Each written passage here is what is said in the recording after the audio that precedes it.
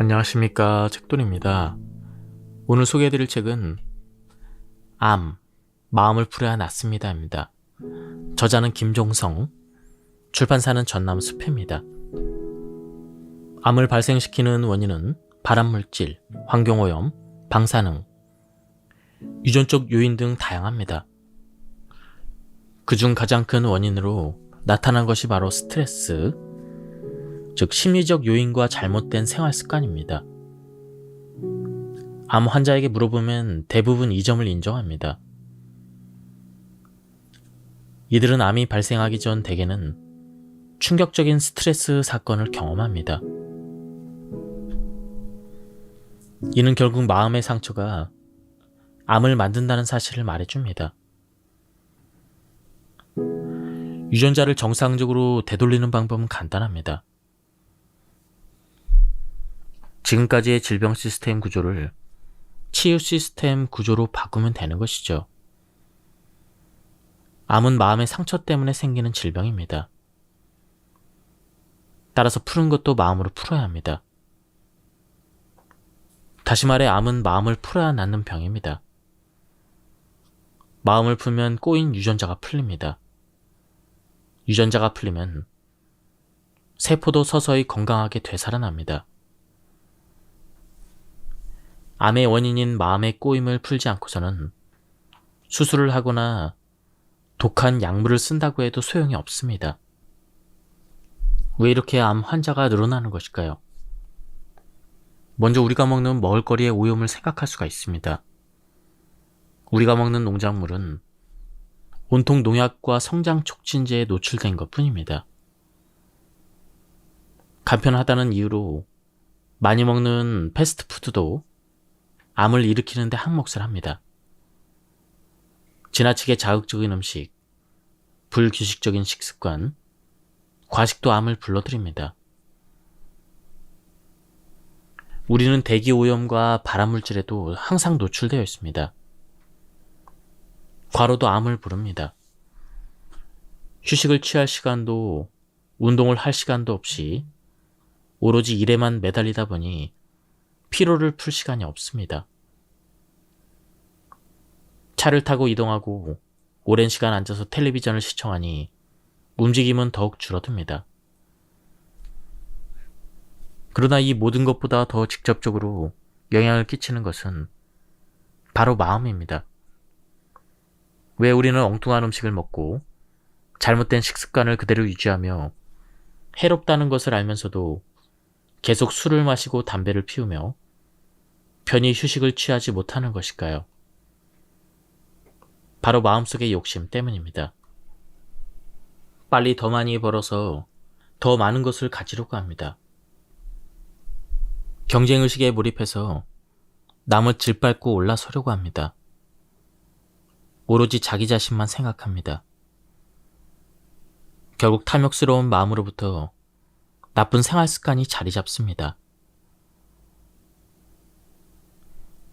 한국원자력병원에서 암에 걸린 원인이 무엇이라 생각하는가라고 물어보았습니다.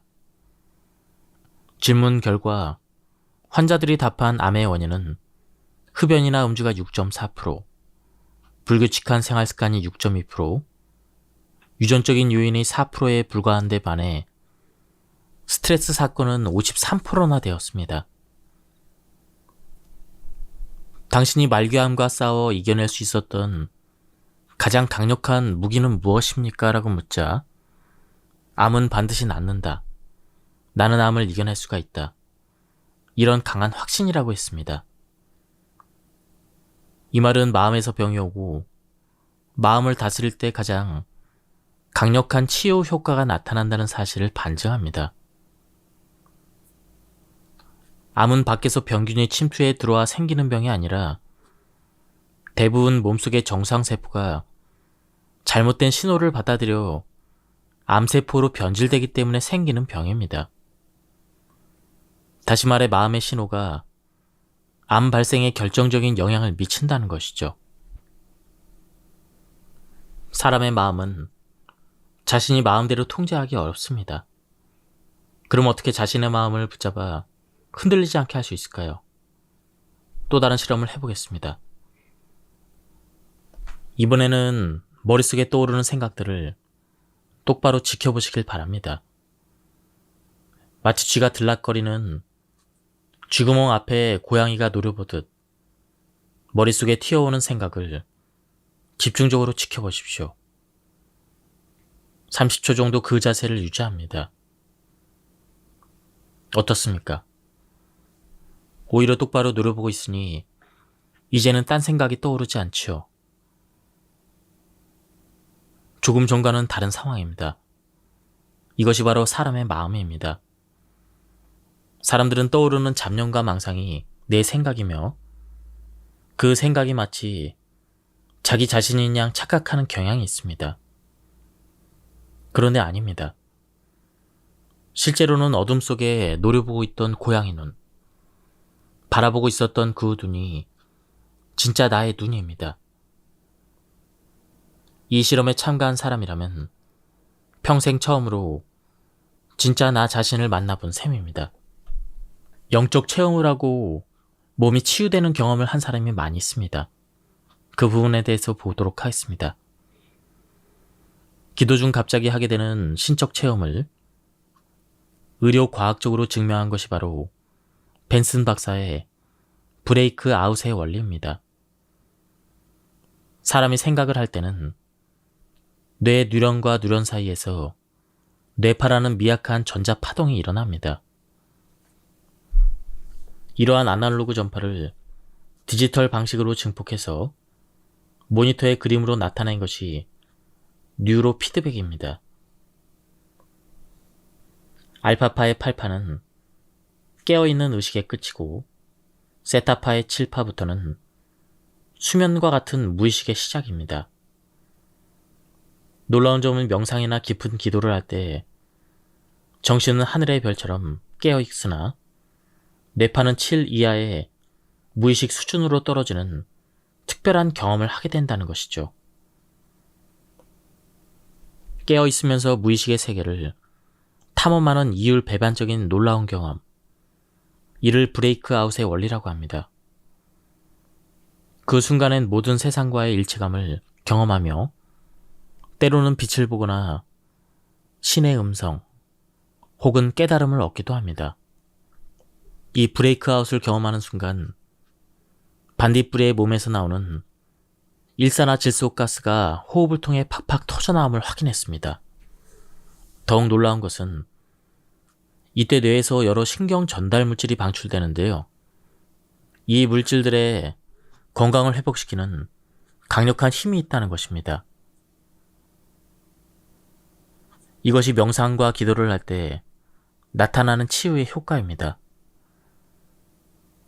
하지만 이때의 기도는 흔히 교회에서 손을 들고 소리내서 하는 기도와는 차이가 있습니다. 그간 교회가 사용하지 않아 잃어버린 기도, 즉 하나님의 음성을 듣고 소통하는 기도를 다시 배워야 할 것 같습니다. 불교의 영성이 마음에 있는 온갖 스트레스를 내버리는 비움의 영성이라면 기독교의 영성은 빈 마음으로 하나님을 만나는 체험의 영성입니다.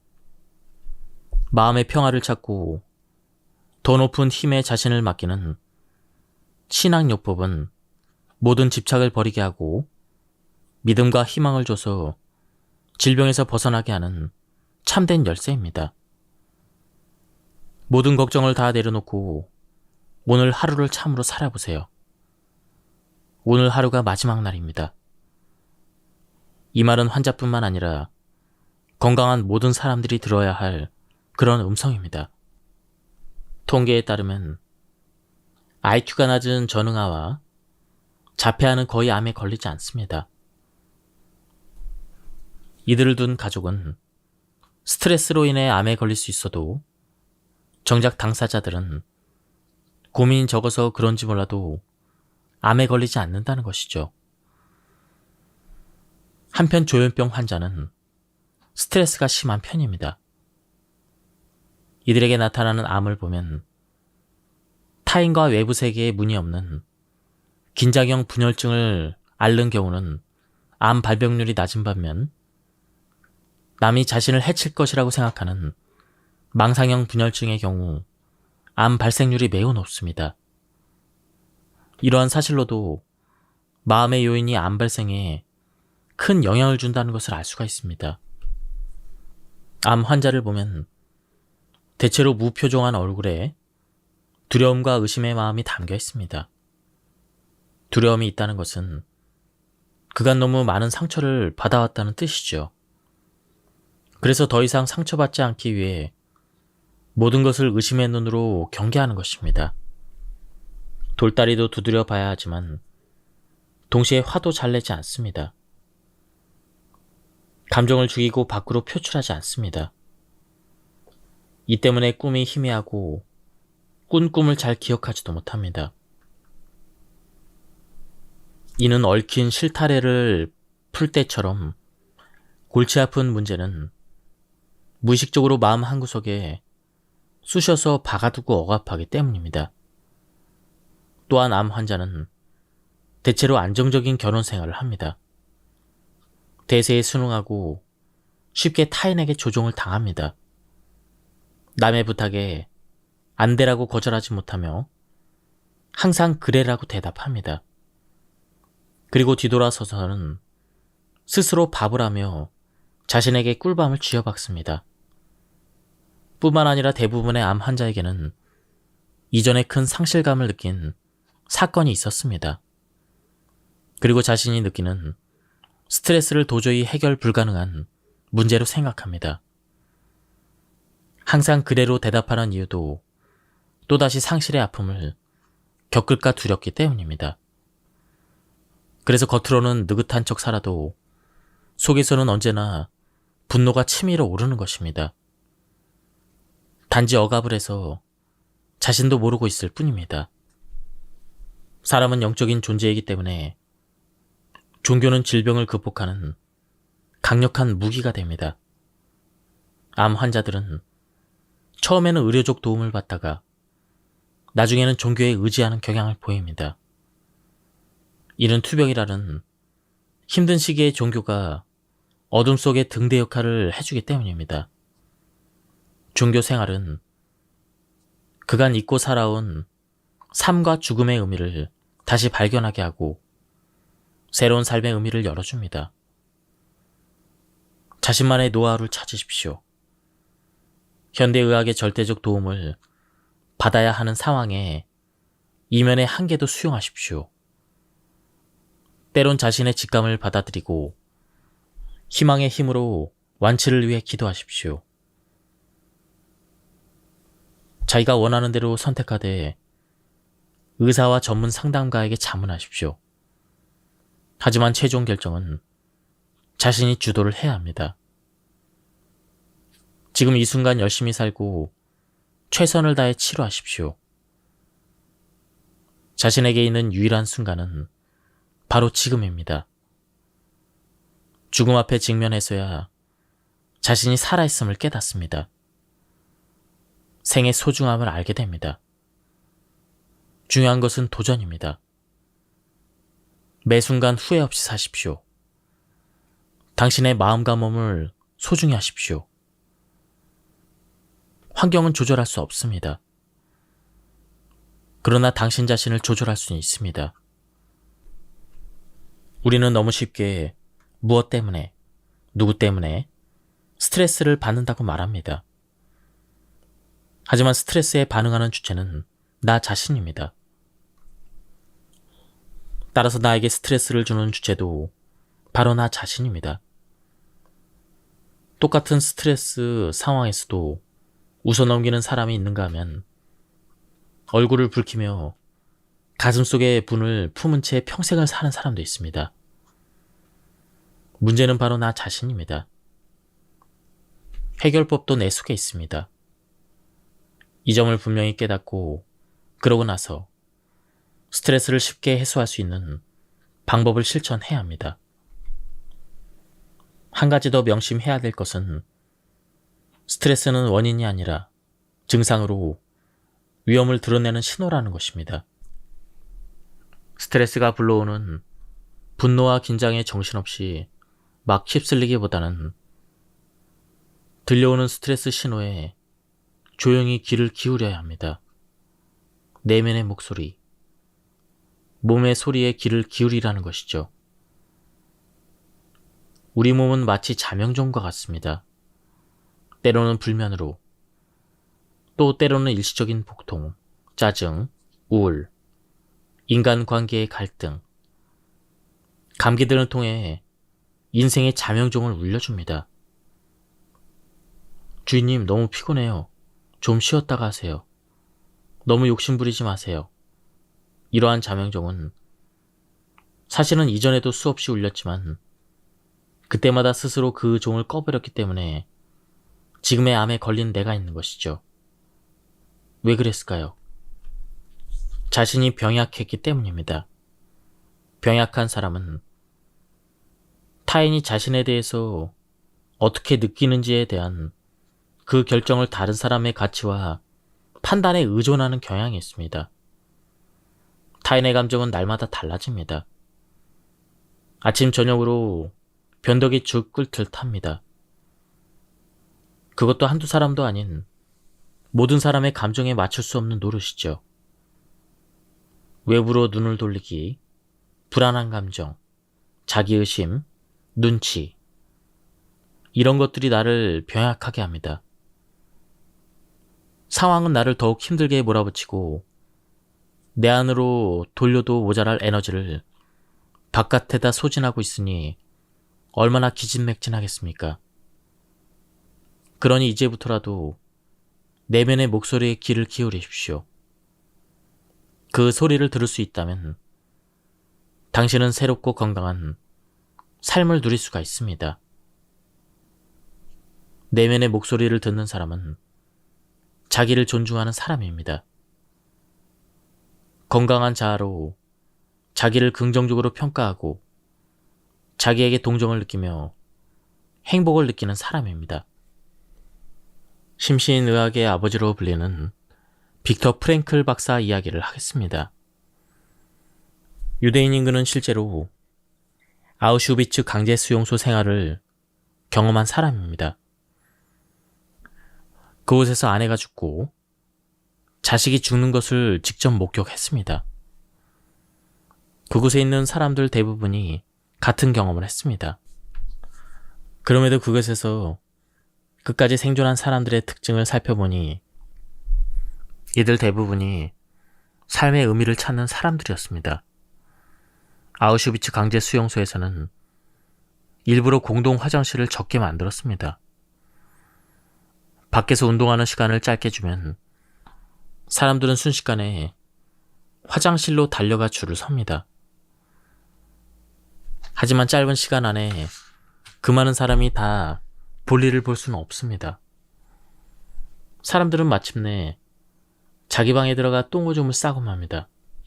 수용소 안은 곧 돼지우리처럼 변합니다. 이런 더러운 곳에 기거하는 유대인들은 자신을 어떤 존재로 생각했을까요? 과거의 의사나 부자, 학자였던 사람들도 수용소에서는 돼지 같은 짐승이 되어버리고 맙니다. 이것이 독일 나치들이 저지른 무서운 인간성 말살 정책입니다. 그런데 그 가운데서도 유리 조각을 주어서 날마다 수염을 깎고 한 줌의 마실 물을 옷에 적셔 얼굴을 닦고 몸을 닦는 사람들이 있었습니다. 인간임을 포기하지 않겠다는 사람들이죠. 빅터 프랭클 박사는 취미가 암벽 등반이었는데 그곳에서도 동호회를 만들어 말로나마 서로 암벽을 타고 올랐습니다. 결국 이러한 사람들이 죽음의 순간을 수없이 넘기고 생존자가 되었다는 것이 프랭클이 우리에게 주는 교훈입니다. 위에서 언급한 것들은 인간만이 가지고 있는 영성의 힘입니다. 사랑하기로 마음을 먹고 삶의 의미를 찾으면 어떤 상황에서도 살아남을 가능성이 커집니다. 영성이란 고통스럽고 곤란한 일을 당할지라도 그것을 오히려 절대자의 시각으로 의미화하면서 성장과 방향 전환의 기회로 보는 능력을 말합니다. 두려움을 초월하려면 현재의 삶에서 의미를 찾아야 합니다. 나는 암에 걸렸어. 너무 힘이 없고 아무것도 하고 싶지 않아. 이렇게 말하지 마십시오. 대신 오늘은 멋진 날이 될 수가 있어. 암 덕분에 오늘을 다르게 살아갈 거야. 이렇게 말하십시오. 암을 이겨낸 사람들은 그들만의 특징이 있습니다. 이 점을 연구한 미국의 정신분석의학자 칼 매닝거 박사는 광기에서 회복한 사람은 오히려 보통 사람보다 더 건강한 사람이 된다라는 놀라운 말을 했습니다.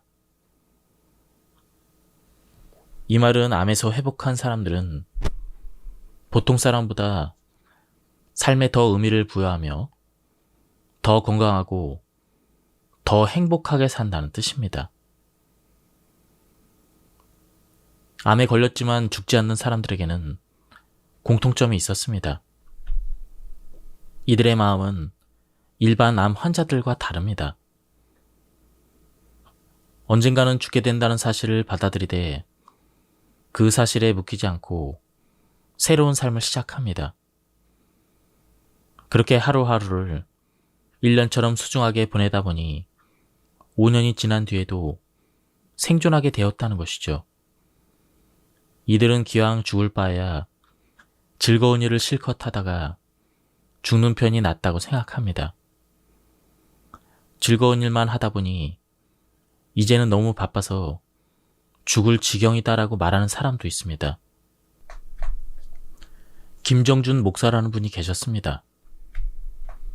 광복 전 그가 30대 무렵 필자가 경주에서 목회했던 교회의 순회 목사로 계시다가 결핵으로 거의 죽게 되셨습니다. 결국 교회를 사임했고 결핵 환자의 무덤이라는 마산 결핵 요양소로 가게 되었죠. 폐의 4분의 3을 잘라내고 남은 폐로 3개월 정도 살 것이라는 말을 들었습니다. 목사님은 앞으로 남은 3개월을 낙심하며 울며 보낼 것이 아니라 3년같이 알차게 살다가 하나님께 가야겠다고 결심했습니다.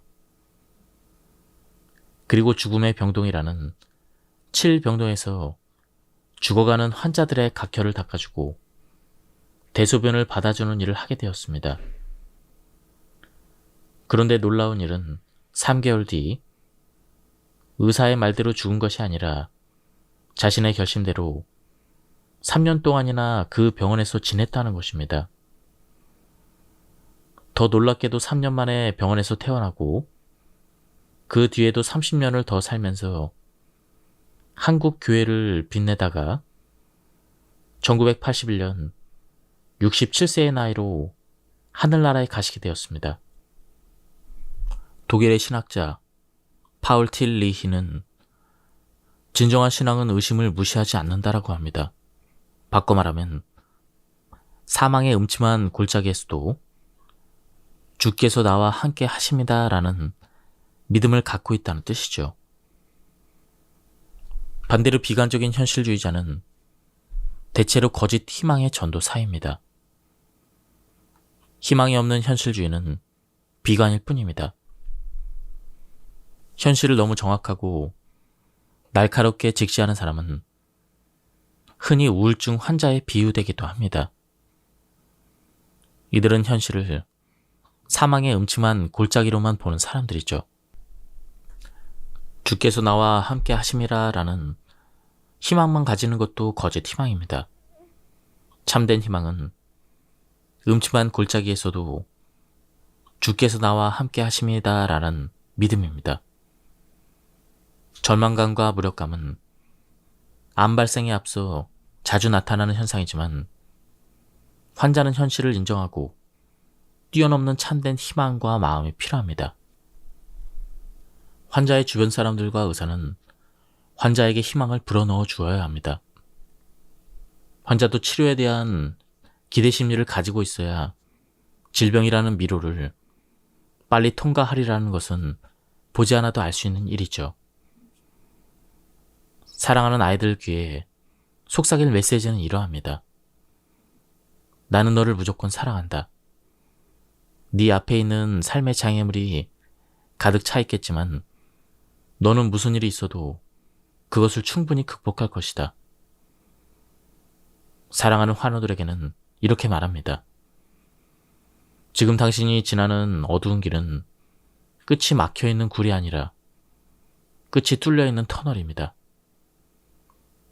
희망을 갖기 위한 방법으로 생애 장단기 목표를 세우십시오. 한국전쟁 이후 우리나라 경제가 가장 피폐했을 때 경제개발 5개년 계획을 시행한 일을 기억하십니까? 1차 5개년 계획은 경공업 중심으로 2차 5개년 계획은 중공업, 그리고 3차 5개년 계획은 서비스업 중심으로 육성했습니다. 우리도 이와 같이 생애 단기 목표와 장기 목표를 세워야 합니다. 1차 건강개발에 1년을 잡습니다. 건강을 위한 생각과 행동 습관을 바로잡는 기간이죠. 이 기간에는 특히 처음 100일이 중요합니다. 100일이라는 시간은 몸 세포 95%가 틀을 벗듯 2박 3일 심신의학 프로그램에 참여해서 자신의 생각과 잘못된 습관의 틀을 벗어버리는 시간입니다. 2차 건강 개발에는 5년을 잡습니다. 당신은 향후 5년을 위해서 지금 무엇을 하시겠습니까? 당신을 위해서 내년 봄옷을 사십시오. 혹시 입으로는 나을 수 있다고 말하면서도 마음속으로는 과연 내년까지 내가 살 수 있을까? 이렇게 생각하며 죽음을 보고 있는 것이 아닙니까? 오직 당신만을 위해서 앞으로 적어도 5년 동안 입을 수 있는 멋진 옷을 장만하는 것이죠. 이 옷 한 벌은 당신의 마음속에 숨어있는 부정적인 무의식을 자극해서 몸 안의 세포들이 주인이 5년 이상을 살아야 한대 라는 신호를 받게 됩니다. 혹시 옷을 사면서 내가 다 못 입으면 아들이라도 입을 수 있는 것을 사야지, 이런 마음을 갖지 마십시오. 세포들은 눈치가 백단이라 주인의 마음을 바로 알아차립니다. 이 밖에도 5년을 위해서 또 다른 계획을 짜보십시오. 외국어 하나를 익혀서 세계 여행을 가는 계획을 세울 수가 있습니다. 내려놓음의 저자 이용규 박사는 몽골에서 선교사로 있다가 지금은 인도네시아 대학교 설립 교육 선교를 하고 있습니다. 그는 누구보다 하나님을 가까이 하길 원하는 사람으로 가정의 일화를 통해 하나님과 만나는 잔잔한 감동을 전해주었습니다. 그가 가난했던 보스턴 유학 시절 장난감 가게에서 처음으로 아들 동현이가 그렇게 갖고 싶어 하던 버즈 장난감을 사주는 과정에서 생긴 일이었죠. 2살 된 동현이가 장난감을 두 손으로 꼭 움켜쥐고 가게에서 나가려고 하더랍니다. 장난감 값을 계산하려면 계산대에 장난감을 내려놓고 바코드 판독기를 통과시켜야 하는데 어린 동현이는 잠시 내려놓는 것이 자기 장난감을 빼앗아가는 것인 줄 알고 꼭 쥔 채 울며 내려놓지 않았다는 것입니다. 이 아이처럼 우리도 내려놓아야 놀라운 영적 선물을 얻을 수가 있습니다. 그런데 집착 때문에 내려놓지 못한다는 것이 작가가 우리에게 들려주는 교훈입니다. 이 내려놓음이 바로 방아쇠를 당기는 것입니다. 그는 더 큰 것을 얻기 위해 하버드대 박사 학위조차 내려놓고 몽골로 인도네시아로 갔습니다. 내려놓는 사람만이 그 기쁨을 경험할 수가 있습니다. 정상 체험을 위해 가장 중요한 과정은 촉발자인 방아쇠를 당기는 것입니다. 우리는 내려놔라, 한 발 물러나라, 집착을 버려라 같은 충고의 말을 자주 합니다.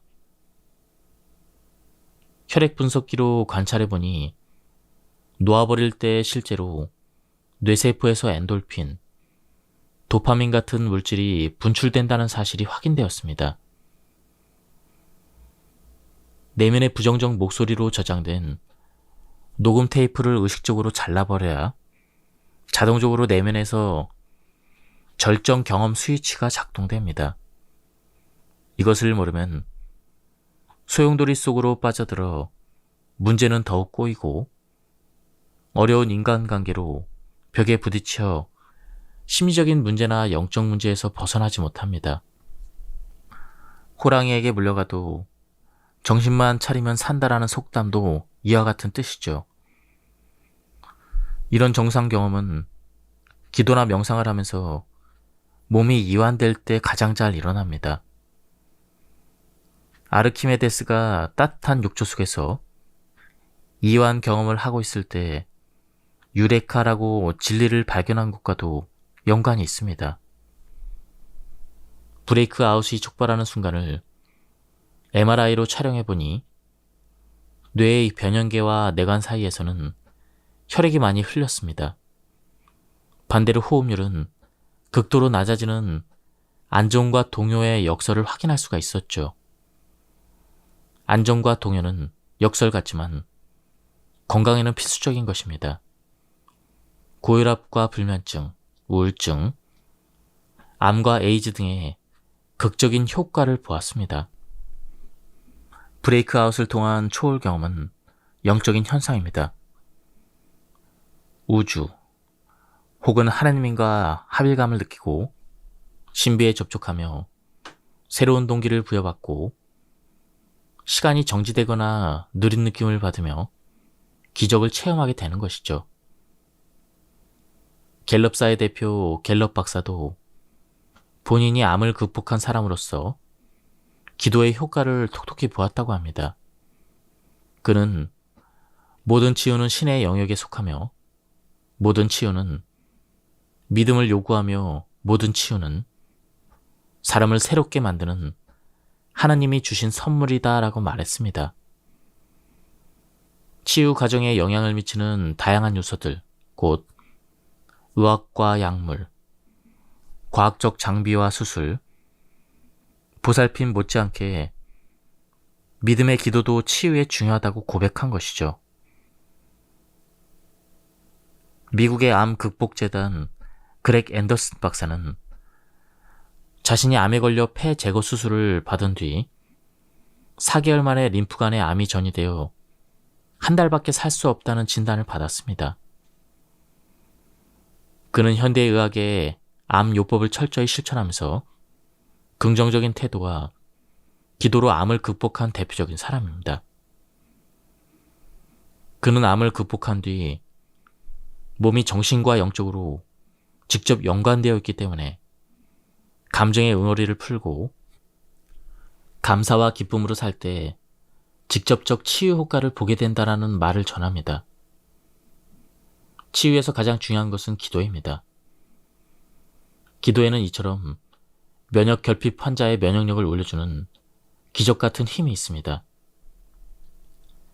인간이 하나님과 연결되는 것은 뇌라는 말이 있습니다. 인간은 근본적으로 하나님과 대화하려는 자연스러운 욕구가 있습니다. 대화란 말도 하고 듣기도 하는 것입니다.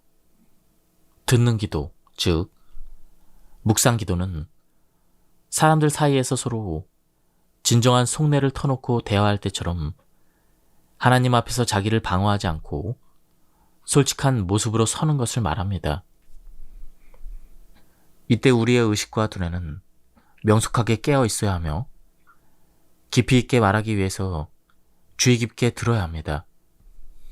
만약 당신이 하나님을 만나게 된다면 어떻겠습니까?